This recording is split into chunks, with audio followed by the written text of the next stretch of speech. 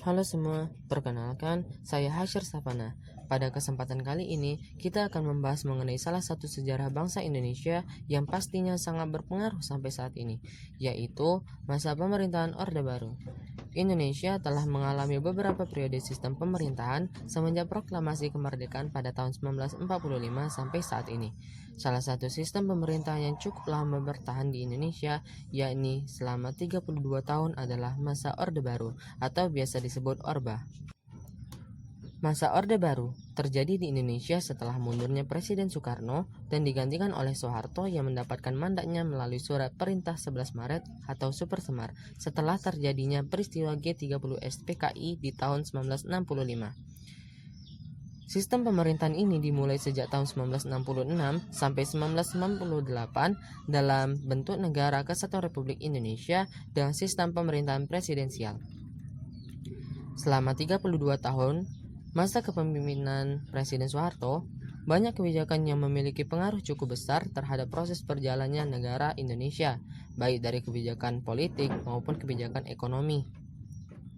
Kebijakan politik dan ekonomi Indonesia di masa Orde Baru sangat dirasakan manfaatnya terhadap upaya percepatan pembangunannya.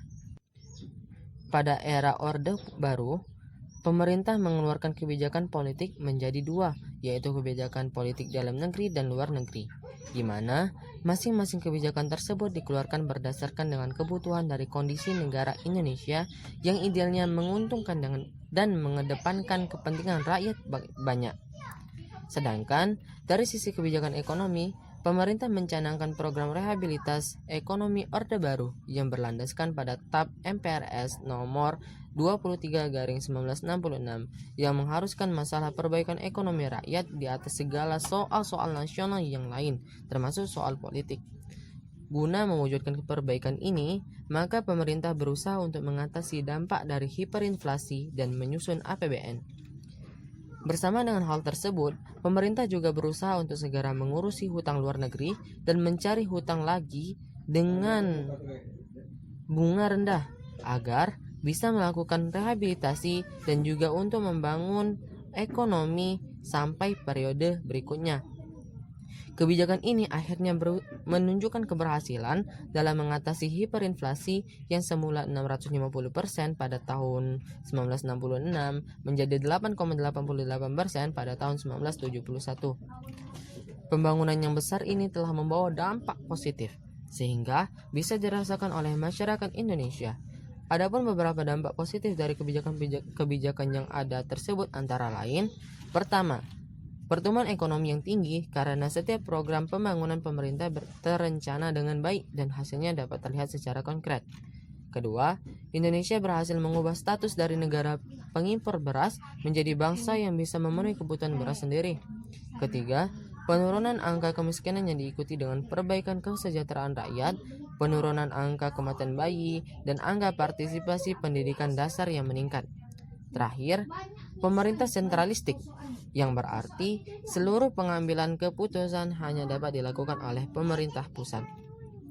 Kendati demikian, dan kebijakan-kebijakan baru yang dikeluarkan dari sisi ekonomi maupun politik tidak menutup adanya dampak negatif dari kebijakan pada masa Orde Baru tersebut, di mana dampak negatif dari kebijakan tersebut antara lain: pertama, kepemimpinan yang cenderung otoriter karena penggunaan pendekatan keamanan.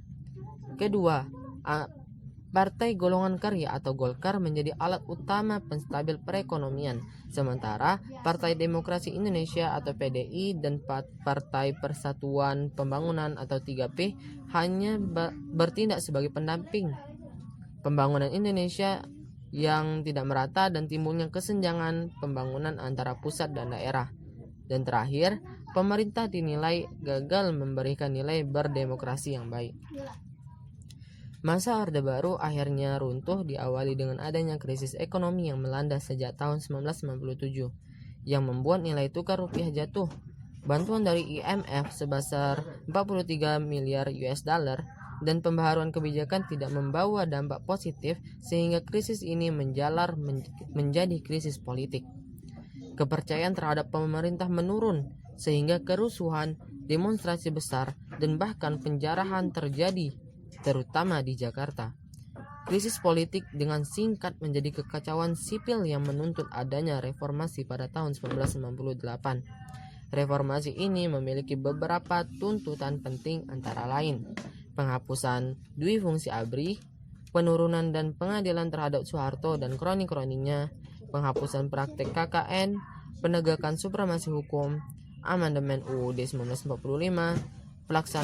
pelaksanaan otonomi daerah seluas-luasnya.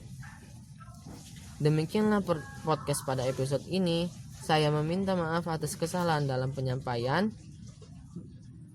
Mari kita bersama mencegah penyebaran virus corona dengan menerapkan GERMAS, Gerakan Masyarakat Hidup Sehat. Terima kasih.